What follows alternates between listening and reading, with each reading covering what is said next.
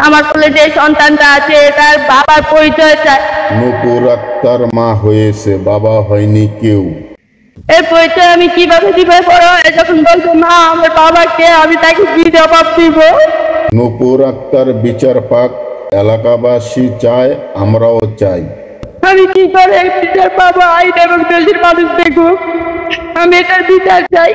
তবে কোনো দালাল বা দালাল মিডিয়া দিয়ে নয়।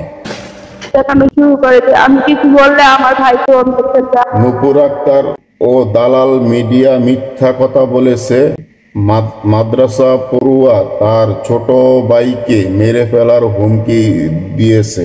আমার ভাই ওই ওদের এখন এই বাসার ওখানে এই মাটি সাহেবদের পড়ে, কিছু করার চেষ্টা করলে বলে তোর ভাইকে আমি মেরে ফেলবো। সেই ভয়ে আমি কাউকে কিছু বলিনি। নূপুর আক্তার ও দালাল মিডিয়া মিথ্যা নিউজের জন্য তীব্র নিন্দা জানাই। নূপুর আক্তার আরো মিথ্যা কথা বলেছে। তারপরে একদিন রাত করে আমার নানি আমাকে ডাক দেয়, তোর যে শরীরটা ভালো না, তোর তো কি হয়েছে সত্যি করে বল আমার কাছে, কোনো ভয় পাবি না। আমি নানি থেকে বলি যে আমার সাথে এরকম হয়, আমার সাথে এরকম করে। তারপর সেদিন সকালবেলা আমার মা আমাকে নিয়ে ডাক্তারের কাছে যেতে যায়, যে কিসের জন্য হয় না আমি দেখবো। সেদিন সরকারি হাসপাতাল বন্ধ ছিল, তাই বাসায় চলে আসি। তারপরে নানি হারা বলে তোর মাকে বলতো এই কথা, আমি বলি কি না। তারপর আমার খালাকে এবং আমার মামিকে জানায়।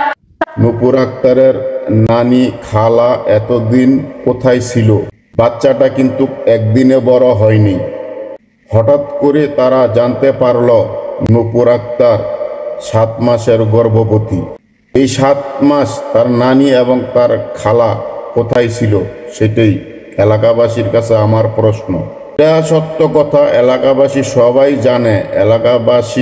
এলাকাবাসীকে ওভারটেক করে টাকার লোভে তার মা কোহিনুর বেগম মামলা করেছে। নূপুর, তার মা কোহিনুর বেগম এবং তাদের পরিবার খানকিবাড়ি নামে পরিচিত, তা এলাকাবাসী জানে। তবে একটা কথা, পাপ বাপকে ছাড়ে না। যেসব দালাল মিডিয়া নিউজ করেছে তাদেরকে বলবো সত্যটা জেনে এলাকাবাসীকে সাথে নিয়ে সত্য নিউজ করার জন্য। কারণ এই সাংবাদিক যখন নিউজ করে তাদের সাথে এলাকাবাসী ছিল না, শুধু কোহিনুর বেগম এবং কোহিনুর বেগমের মেয়ে নূপুর আক্তার সাথে ছিল। তাই বলছি এলাকাবাসীকে সাথে নিয়ে নিউজ করার জন্য। তাহলে বেরিয়ে আসবে নূপুর আক্তারের সন্তানের বাবা কে।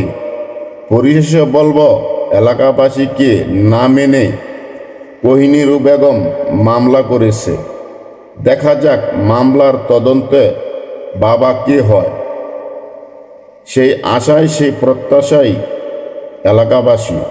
হলুদ মিডিয়ার দ্বিতীয় নিউজ আসতেছে ইনশাল্লাহ, দ্বিতীয় পর্বে। সবাইকে দেখার অনুরোধ রইল, সাথে থাকবেন।